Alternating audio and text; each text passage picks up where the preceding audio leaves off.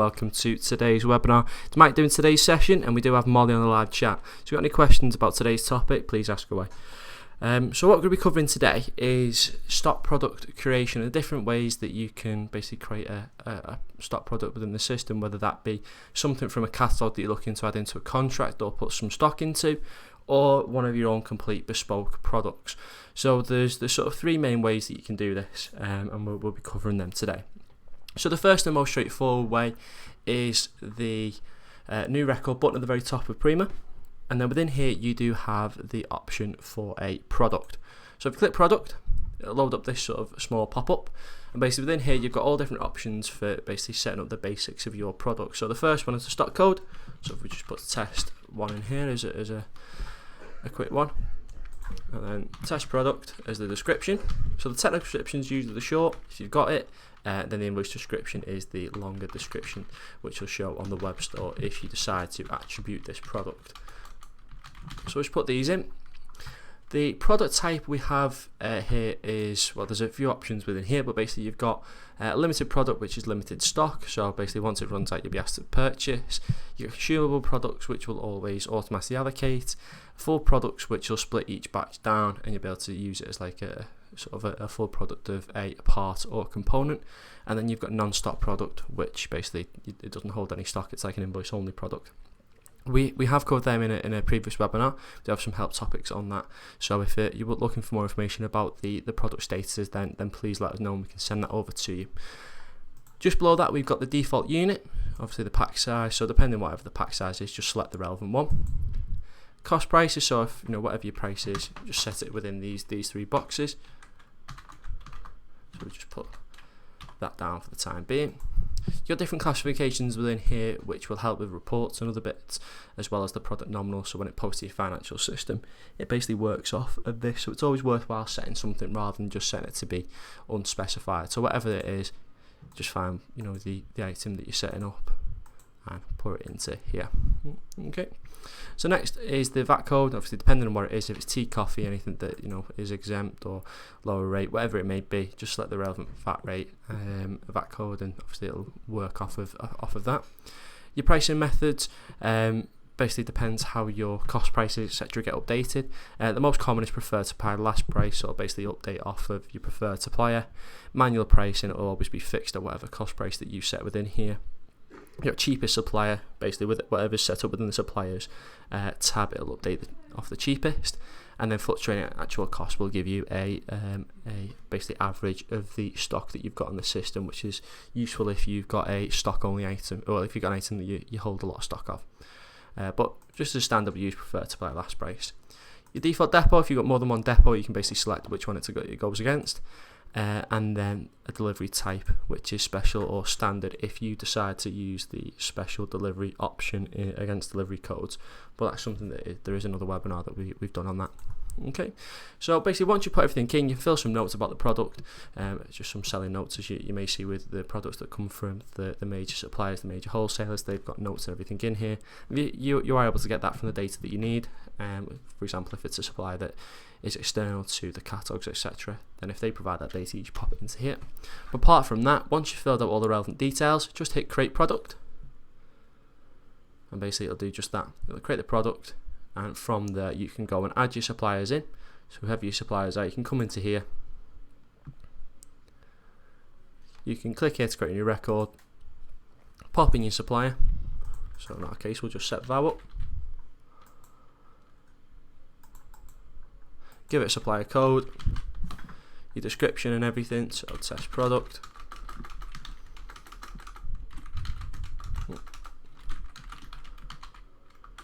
Pack sizes and purchase cost and everything you can select again, and then you can select whether it's going to be the preferred supplier and if it's returnable as the main options. There obviously is a lot more in here that you can put in just as a standard, but they're the basic things that you can be used to get that product set up.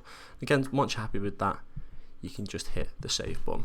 So that is good if you're just creating a product off not an ad hoc product whenever it needs. But there may be times that you need to basically import a big book. So for example, you've took on a new supplier, you're deciding to sell a new range of products, and you want to get them into your system to put on the web store, or just to be available to sell. So going through it, you could have a couple thousand products with that supplier, and it could take a little bit of time to go through one by one and actually set that up. But what we do have is an import template. So if I just open up this import template here, basically populate with some test data already, but basically you've got stock code, stock description, everything that you need to basically fulfill the product within Prima. So what you may notice is there are some sort of red columns, some green columns, and then there's some white columns. So all the columns need to be kept within this template, otherwise it won't import. But some of them are mandatory. So if it's a red column, it's a mandatory column, such as stock code, stock description, pack size, etc. The green codes are revisable. The green columns, are revisable. So if you can populate that information, then please do. The more information you've got about a product, the easier it will be. But certainly, this is something that will help you speed up getting sort of products into the system. Because as long as you can fill this template with information such as stock code, your pack size, which is numerical, tax code, depending on whether 1 or 0, depending on what it is, so you can see there. So you fill as much information in here as you can. Basically, you can save this as a CSV, and then you can drop it into the Prima v6 imports folder on the machine that runs the EDI. So if you do need a copy of this template, just at hand, in case you ever need it, there's a fair bit in here that you can put in, just to basically get your product data up to date and get them into the system. Just ask the customer service team. We can send a copy of this over to you, and we can give you a hand with basically getting that set up and getting that imported. But once you populate it with as much information as you can, obviously fill the relevant columns, just save it as CSV, and you can drop it into the imports folder on the machine that's running your EDI to process and put into the system. Let's say, if you need a copy of that, just let us know and we can send it over to you. So first two ways is the create the new record button, and then if you want to create them en masse, you do have the import template that's here. Okay, so there is a third and final way. The first two ways are more for creating sort of your own products within the system that are separate to sort of products that are contained within the catalogues from your wholesalers. So to actually create products for your wholesalers, because the whole point of creating a product is so you can basically put stock in, you can purchase it, you can put it into contracts, etc. Is the third and final way is through a catalogue. So if we just go into a catalogue, we go into the Vat catalogue, and you can easily tell if something hasn't got a stock code. So when we just return sort of all of these items, if something isn't a stock product, this column here will be blank. So it may be that you find a specific code needs to be created. You've got a customer that wants to have that within the contract, but it needs to be a stock code before you do that. Or you've just bought some items and basically need to put stock in, or wherever it is. You've bought it external to Prima, so there hasn't been many purchase orders. You need to put it in. So you need to create this as a stock code for whatever reason. So if you double click into the relevant code that you want to create, basically that will load up, and you have the option here to make product.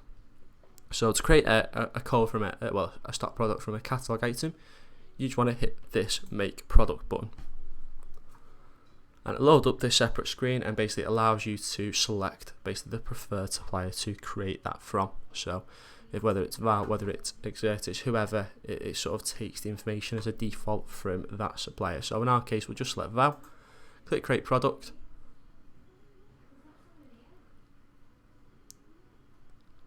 and there you go. If I click product details now, it'll load up a stock product with all of that information. So you can put stock in, you can do whatever you want with it now, put it into a contract. So that make product button that's within the catalogue, obviously this has changed the product details now, but if I switch to a different code, that make product button is available within sales orders, the requirements, it's in imported orders, so you may be able to see it as you're putting an order on for an item that you've never sold before. This method will more often be used for any new items that you've have been put on through the imports. So if you've got your system set up, they should automatically show on the web, and hopefully your customers will purchase them, and you'll see the option to make product as you're going along. So it's not something you need to go into here and basically create every product. You'll still be able to find it within orders and quotes. It's just as you're purchasing everything, the natural process is you'll be creating these codes. You don't want to create them if you're never going to sell them. Only create the ones that you're selling as you sell them. But apart from that, that's the three methods. It's nice and easy. Start product creation. If you do need any help with creating codes, the customer care team more than happy to help out. But apart from that, that is the end of today's session. Just as a little recap, we've gone through creating a product from the new record, using the import template, as well as creating products from the catalogue. But that make product button is available elsewhere within the system, such as sales orders, imported orders, and the requirements. Okay, so apart from that, thank you for tuning in, and if you do have any questions about the stock product process, the creation, whatever it may be, myself and Molly will hang around for a little bit now, but if you haven't got time, just contact the customer care team or the training team. We're happy to arrange some training on a one-to-one basis regarding stock products and anything else. Apart from that, thank you for tuning in, and we'll see you next week.